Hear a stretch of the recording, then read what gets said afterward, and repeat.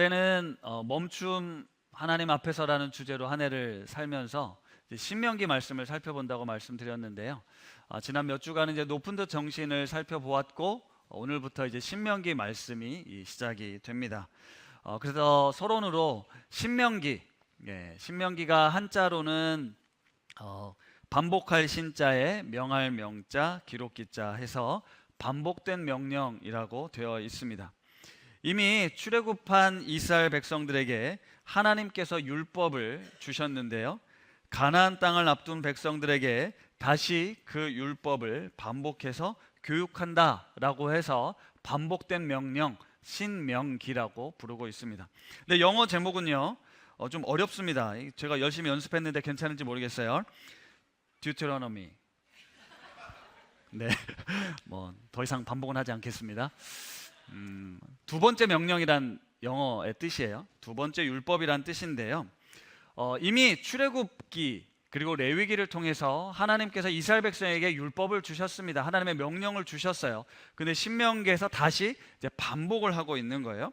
물론 신명기와 신명기에 나오는 율법과 출애굽기 레위기를 통해 주신 율법은 조금 차이가 있습니다. 그러니까 강조점이 좀 다르다고 할 수 있는데요, 처음 율법을 주셨을 때는 이제 제사법부터 해가지고 너희가 어떻게 하나님을 예배하는 백성인지, 그리고 너희가 어떻게 거룩하고 성결할 수 있는지를 강조하셨다면, 신명기 율법은요, 이제 곧 가나안 땅에 들어가는 너희들이 가나안 땅에서 이 말씀을 구체적으로 어떻게 살아내야 할지 사회적인, 윤리적인 어떤 도덕적 명령이 조금 더 담겨져 있습니다.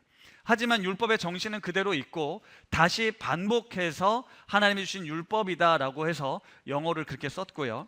그 다음에 히브리어 원 제목은 데바림이라는 단어를 썼는데 이건 말씀들이라는 뜻입니다. 1절 말씀에 보면 이게 말씀이니라 라고 이제 끝나고 있잖아요. 모세가 이스라엘 백성들에게 들려준 하나님의 말씀들, 왜 말씀드리냐고 하면 총 3편의 설교로 신명기가 구성되어 있기 때문에 그렇습니다.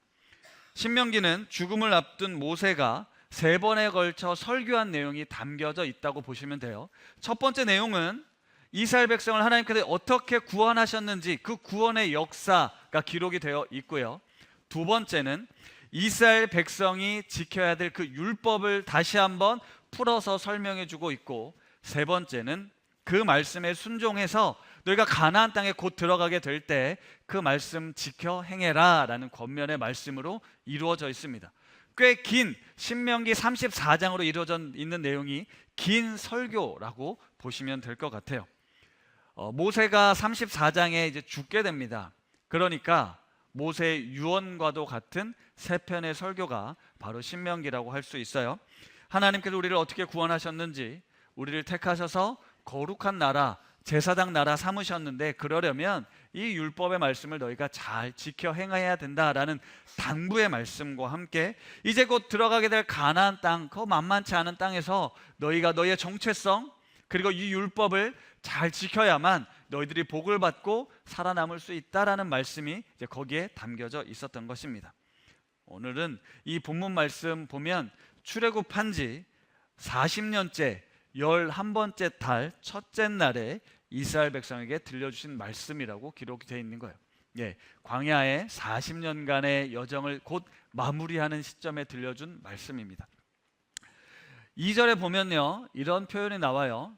호렙산에서 가데스 바네아까지 10하루길이었더라 라는 말씀이 있습니다. 지도를 보시면 아시겠지만 왼쪽 위편에 이제 람셋에서 출발한 이스라엘 백성들이 3개월에 걸쳐서 시내반도 밑에 쪽에 시내산에 도착하게 됩니다. 여기서는 호렙산이라고 번역이 되어 있는데요, 학자들은 시내산과 호렙산이 다르지 않다라고 생각하고 있어요. 물론 시내산의 위치가 저기가 맞냐라는 여전히 논쟁이 있긴 하지만 보편적으로 그곳이 시내산이라고 인정을 하면 3개월간에 걸쳐서 시내산에 도착한 이스라엘 백성들이 1년간에 걸쳐서 십계명도 받고 너희들이 성막을 짓는 법 그리고 각종 규례와 율법들에 대해서 배우게 됩니다. 그리고 민수기 10장에 가면 드디어 나팔을 불과 함께 시내산을 출발하는 장면이 민수기 10장에 나와요. 그리고 10하루길에 걸쳐서 보면 가데스 바네아라는 지역이 지도 중심부에 위치해 있습니다. 즉 이스라엘 남쪽 지역이에요. 남쪽 경계에 있는 지역에 10하루길 걸쳐서 도착하게 된 거예요. 거기서 정탐꾼을 보내고 40일간 정탐을 하고 난 다음에 돌아온 부정적인 보고로 인해서 이스라엘 백성들이 빠꾸에서 광야에서 40년간을 돌게 됩니다. 하나님께서 약속하신 가나안 땅을 40년 전에 10하루길에 걸쳐서 도착한 가데스 바네아에서 불순종하고요. 지금 40년이 지나 요단강 동편 어느 모압 평지에서 모세가 이스라엘 백성들을 향해 약속의 말씀을 선포하고 있는 거예요. 다음 지도를 보시면 지금 현재 이스라엘 지도인데요. 사해가 중간에 있고 사해 오른편에 느보산이라고 추정되고 있는 산이 있습니다. 모세가 느보산에 올라가서 죽잖아요. 그 근처 어딘가에서 지금 이스라엘 백성들이 모여 있는 거예요. 그러니까 요단강 서편을 바라보면서 하나님이 우리에게 약속하신 땅을 바라보면서 다시 우리에게 주신 약속, 그 명령을 반복해서 말씀을 전하고 있다라고 이해하시면 되겠습니다. 네, 이런 서론적인 배경을 가지고 여러분 이제 생각해 보실 게 있는데요. 지도는 내리셔도 되고, 지금 모세의 나이는 120세입니다. 80세 때 이스라엘의 지도자가 돼서 출애굽시키고 40년의 시간이 지났어요. 120세 할아버지예요. 할아버지가 지금 이제 노인네처럼 지금 이야기를 해주는 거예요. 옛날에 이랬었고 너희들이 이 말씀을 꼭 지켰으면 좋겠다. 어떻게 보면 또 들었던 이야기인데 또 지겨운 그 이야기를 다시 반복하고 있는 거예요. 왜 이 말씀을 반복하고 있을까? 우리가 이제 설교 모임을 하면서 모세는 이미 알고 있는 말씀인데 왜 다시 들려주셨을까 생각해 보게 됐습니다. 물론 여러분 아시는 것처럼 출애굽 1세대는 다 죽었다라고 성경은 기록하고 있어요. 그렇죠? 불순종한 결과 하나님의 징벌로 인해 그들은 가나안 땅에 들어가지 못하게 되었습니다.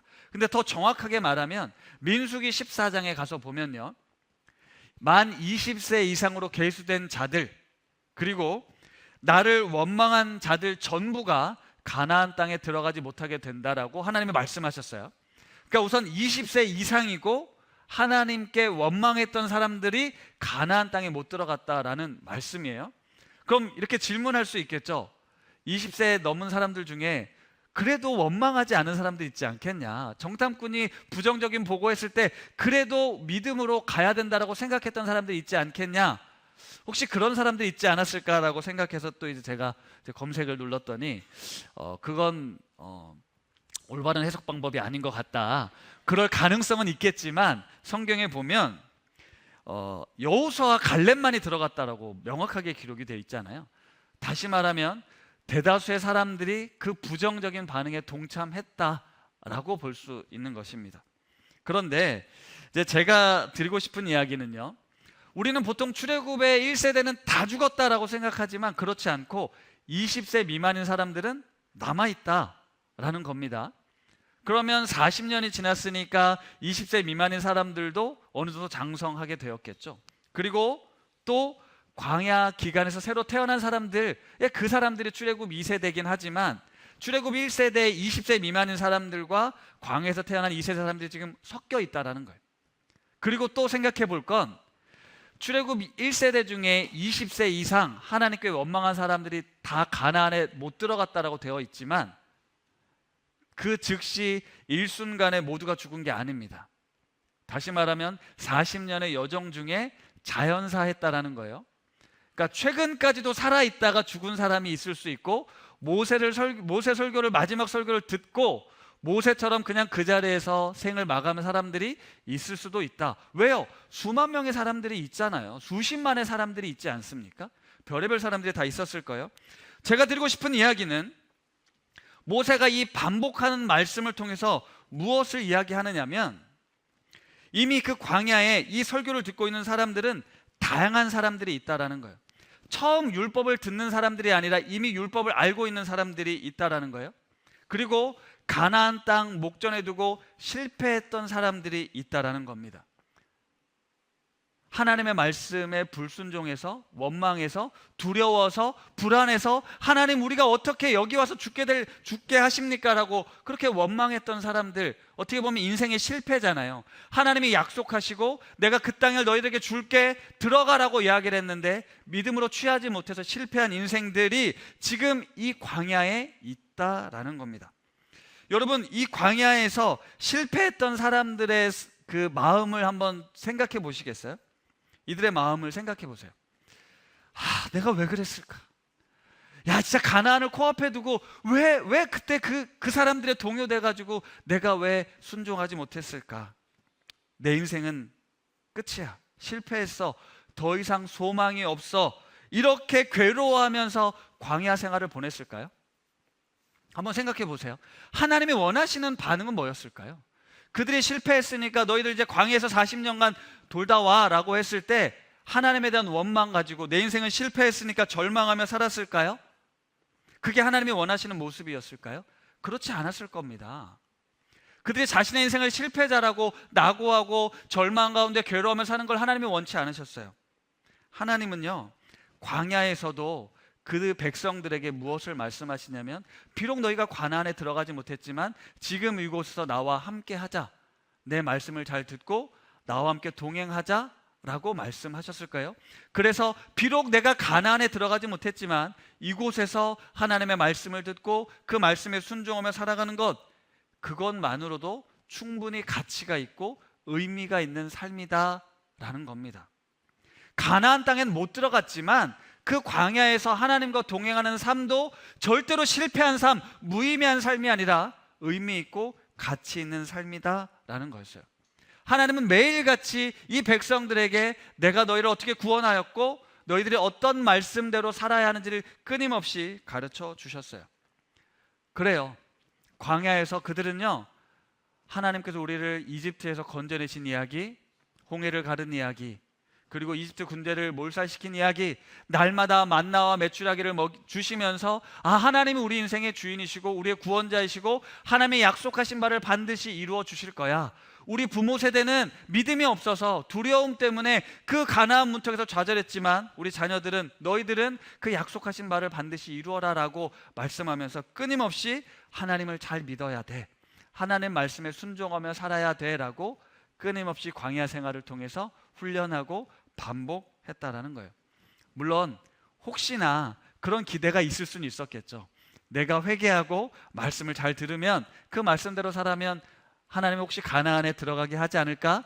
그런 기대를 했을지는 모르겠지만, 가나안 땅에 들어갔냐 안 들어갔냐가 중요한 것이 아니라 가나안에 들어가지 못했지만 이 광야에서 여전히 동행하신 하나님 말씀에 순종하며 사는 것, 그게 중요하다라는 거예요.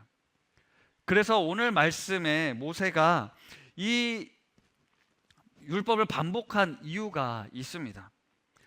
율법을 반복한 이유는요, 여러분 혹시 가나안이 목적지였다면 지금 모세가 40년 전에 실패 트라우마가 있잖아요. 그러니까 너희들 부모들은 실패했는데 너희들은 절대로 쫄지 말고 이 약속을 믿고 담대히 들어가 싸워서 가나안을 정복해야 돼, 너희들 꼭 들어가야 돼 라고 강조한 것이 아니다라는 거예요. 왜냐? 사실 가나안 땅을 앞두고 모세가 해준 이야기는 율법이었어요. 가나안 땅을 어떻게 정복할 것인가에 대한 이야기가 아니었다라는 거예요. 너희 부모님들이 들었고 너희 세대가 들었던 이 말씀을 다시 반복해야 된다라는 거예요. 꼭 맞는 비유는 아니지만 제가 이런 생각이 들더라고요. 너희 부모들은 지금 열심히 공부해서 서울대 들어가야 되는데 서울대 못 들어갔지 않니? 너희들은 내 말 잘 듣고 열심히 노력해서 이번에 꼭 서울대 들어가라. 꼭 맞는 비유는 아니에요. 맞는 비유는 아닌데, 여러분 서울대 들어가면 인생이 성공한 겁니까? 우리나라는 좀 그런 마인드가 있긴 한데, 서울대를 들어가면 인생이 성공한 거예요? 서울대 들어가면 또 공부해야죠. 그에 걸맞는 노력과 책임을 다해야 됩니다. 맞죠? 그런데 간혹 서울대 입학이 최고의 인생의 목적인 것처럼 여기고 서울대 들어가면 난 다 이루었다라고 하고 이제 내 마음대로 내 인생을 살다 보면 그건 결코 목적을 달성한 게 아니에요. 그리고 부모님이 원하는 뜻도 아니고 하나님이 원하시는 뜻도 아니에요. 그러니까 하나님이 정말 원하시는 건요, 가나안 땅에 들어갔냐 아니냐가 아니라는 거예요. 가나안 땅에 들어가기 위한 그 준비 과정도 하나님께는 중요하고요, 가나안에 들어가서 너희들이 어떤 백성으로 사느냐도 중요했다라는 거예요. 즉 가나안이든 광야든 하나님의 자녀답게, 거룩한 백성답게, 말씀을 얻은 소유한 백성답게 그 말씀대로 살아가는 것이 하나님께서는 우리에게 갖고 있는 목적이지, 절대로 가나안이라는 목적지, 여러분의 인생에 어떤 가나안이라는 목적지에 골인하는 게 아니라는 거예요. 구원도 마찬가지고 여러분 인생에서 복받는 것도 다 마찬가지입니다. 하나님을 믿을 때 가나안이라는 목적지, 젖과 꿀이 흐르는 목적지, 이렇게만 되면 내 인생이 필 거야, 복받을 거야, 하나님께서 복 주실 거야, 구원 얻을 거야 라고 생각하지만, 사실 그 목적지에 가는 모든 여정이 하나님께서 우리에게 중요하다게 여기신다라는 거예요. 사실 엄밀히 말해서요, 가나안에 들어가는 건요, 이스라엘 백성들이 잘나서 실력이 돼서 들어갈 수 있는 게 아닙니다. 하나님이 마음만 먹으면 들여보내실 수 있는 게 가나안이에요. 하나님이 얼마든지 하실 수 있는 게 구원입니다. 하나님의 은혜는, 하나님의 능력은 우리가 가지고 있는 생각과 이성과 능력을 뛰어넘어서 넉넉히 행하실 수 있는 분이세요. 솔직히 지금 40년이 지났다고요, 이스라엘 백성들의 군사력이 더 강해졌나요? 믿음이 더 대단해졌습니까? 그들에게 가나안 땅에 들어갈 준비가 충분하니까 이제 들여보내신 건가요? 절대 아니에요. 예나 지금이나 다를 바 없습니다. 완벽한 수준에 이르렀기 때문에 이제 가나안 땅에 들어가는 게 아니에요. 그들이 가나안에 들어가는 건 여전히 그때나 지금이나 변함없이 하나님께서 하시는 일이라는 거예요. 그러니까요, 예전에 10하루길이면 들어갈 수 있었던 가나안을 40년간 고생시킨 건 40년간 잘 훈련해야 들어갈 수 있는 곳이 가나안이었기 때문이 아니라, 40년간 계속해서 훈련한 건 하나님이 너와 함께한다, 너의 길을 인도한다, 너의 길을 인도하는 분은 나야, 내가 너의 인생의 주인이야, 그러니까 내 말 잘 들어, 내 말대로 살 때 네가 복받을 수 있어, 형통할 수 있어, 이걸 끊임없이 반복한 거예요. 그리고 40년의 기간이 지나서 이제 하나님께서 이제 준비가 되었겠지 하고 들여 보내시는 겁니다. 하나님은요, 우리에게 네가 믿음을 가지고 얼마나 빨리 가나안에 들어갔니를 평가하시는 분이 아니세요.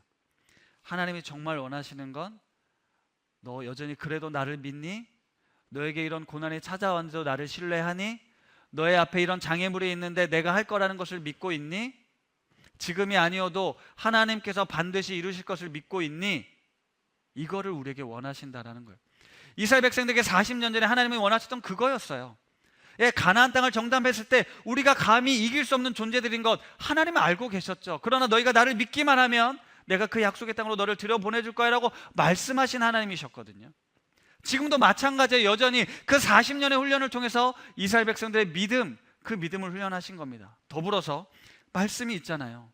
내가 너희에게 특별히 구별해 준 말씀, 율법, 하나님을 사랑하고 이웃을 사랑하며 너희가 거룩한 백성, 그리스도인, 구별된 백성으로 살아가야 돼. 그렇게 그 말씀에 순종하며 사는 백성으로 훈련시키기 위해 40년의 시간이 필요했다라는 겁니다.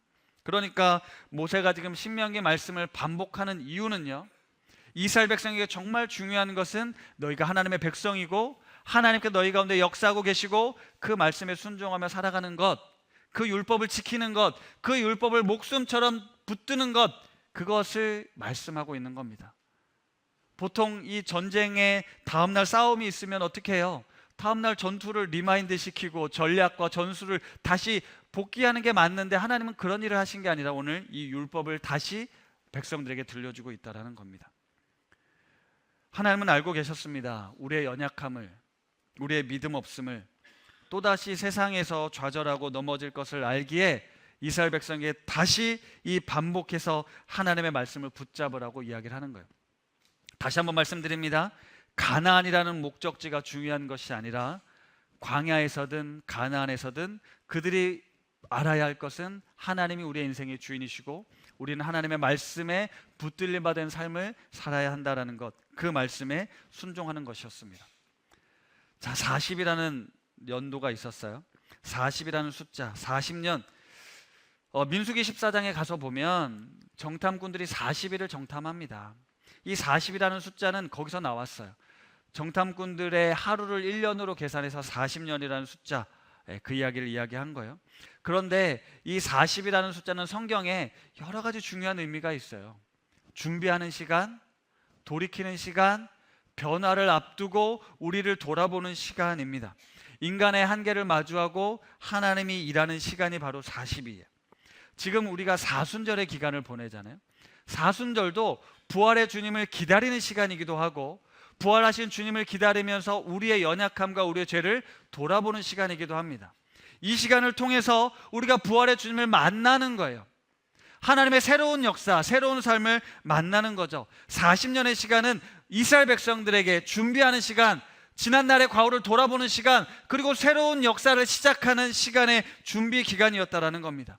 예수님께서 공생의 시작 전에 40일간 광야에서 시험을 받은 것도 마찬가지고, 모세도 40년이 되던 해 뜻하지 않은 사고로 인해서 광야로 도망치게 되잖아요.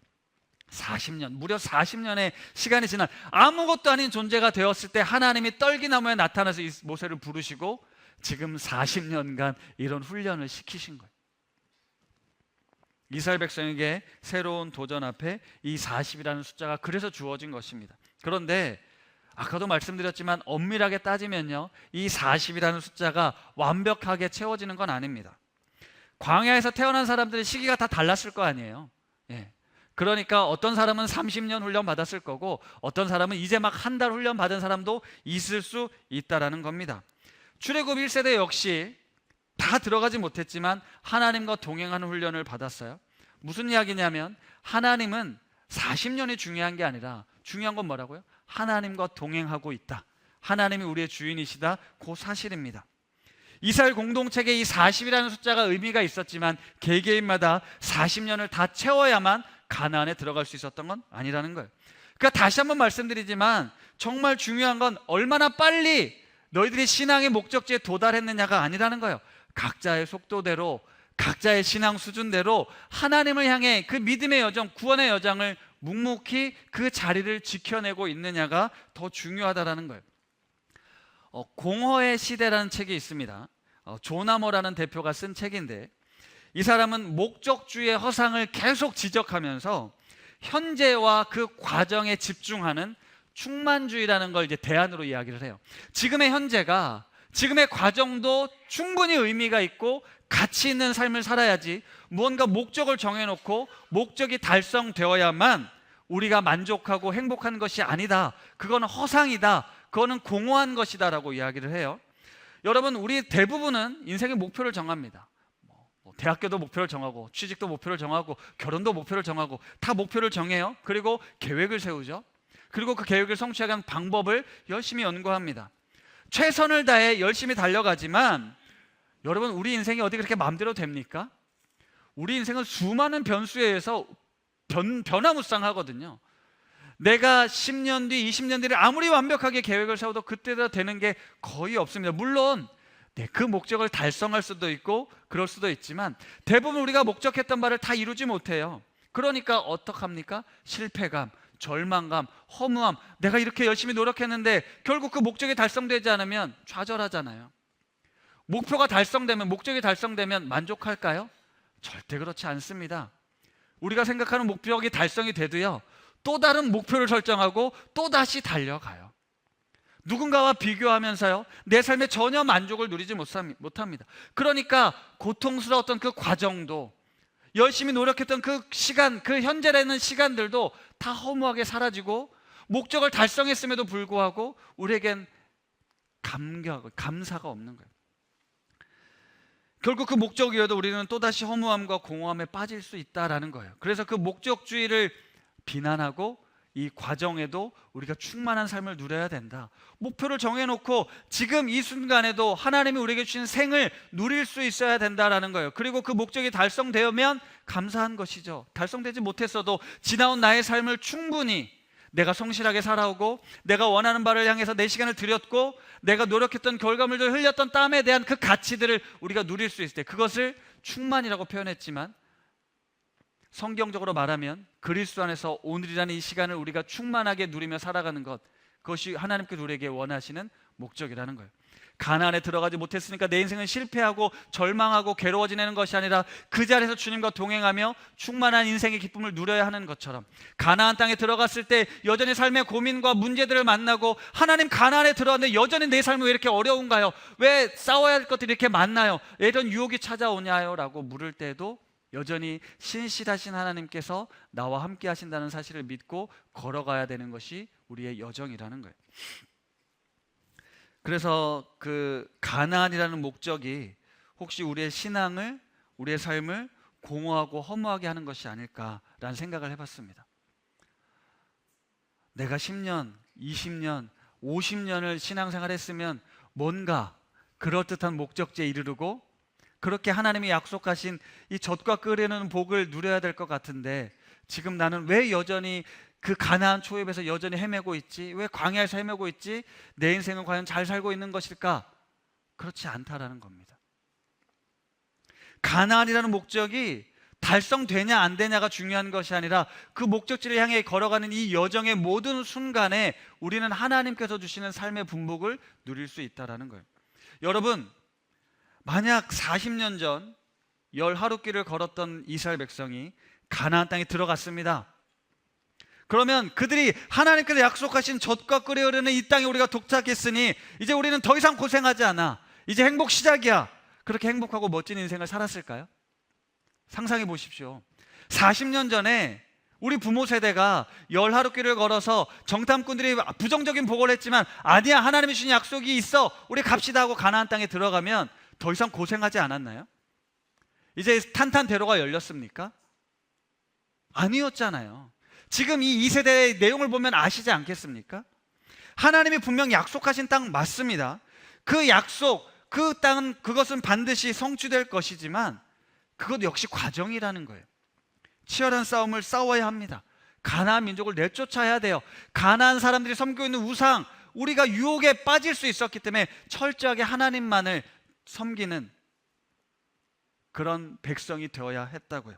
따라서 하나님이 불러내셨던, 이집트에서 불러내셨던 그 순간부터 지금 40년이 지나기까지 그 긴 여정이라고 볼 수 있지만, 실패해서 멀리 돌아갔고 오랜 시간을 기다려야 했지만, 이 40년을 실패의 시간으로 보는 것이 아니라 그 순간 하나님과 동행하는 그 삶 자체가 복이었다라는 것, 하나님이 함께 하시고 그 말씀에 순종하며 하나님이 먹이시고 입히시는 삶을 경험하고 누렸다라는 것이 복이었고, 가나안에 들어가서도 그 하나님을 믿는 믿음, 그 확신 가지고 담대하게 싸우며 말씀을 지키며 유혹을 멀리하며 믿음으로 살아내는 것, 그것이 바로 그리스도인의 삶이라는 것입니다. 하나님의 부르심을 받은 백성들의 삶이라는 거예요. 그럴 때 하나님이 신명기 말씀을 통해 주시는 말씀, 세상이 말하는 복이 아니라 하나님과 동행하는 복, 하나님이 약속하신 영원한 생명의 복, 조의 복, 참된 복을 누리며 살 수 있게 되는 거예요. 말씀을 마무리하겠습니다. 몇 주 전에 높은 뜻 사역자들이 함께 모여서 수련회를 가졌어요. 그때 오셨던 박용호 목사님께서 신실한 현존이라는 단어를 가르쳐 주셨습니다. Faithful Presence라는 이 단어인데요, 우리 그리스도인의 사명을 신실한 현존이라고 말씀하시는 거예요. 우리는요, 자꾸 이제 기독교가 세상에서 힘을 가지고 능력을 가지고 세상을 바꿔보겠다라고 이야기를 하는데요, 그 능력과 힘으로 우리가 세상을 바꿀 수 있는 게 아닙니다. 착각이라는 거예요. 우리는 세상을 바꿀 힘과 능력이 없습니다. 하나님이 하실 거예요. 하나님이 하실 것을 믿고 내가 하는 게 아니라는 겁니다. 우리는 이 죄 많은 이 세상, 타락한 세상, 거기서 그리스도인의 이 정체성을 지키며 살아가야 돼요. 그걸 신실한 현존이라고 했어요. 하나님의 백성답게 하나님의 말씀을 붙들고 의지하며 살아야 되는 것, 그게 우리의 정체성이라는 거예요. 우리는 예수를 믿으면 뭔가 가나안이라는 목적지를 정해놓고 하나님이 약속하셨으니까 그 목적을 달성해야 된다는 이거에 빠져 있습니다. 그러다 보니, 야, 너가 예수 믿은 지 이렇게 오래됐는데 아직도 너의 가족을 구원 못했어? 믿음이 너무 없는 거 아니야?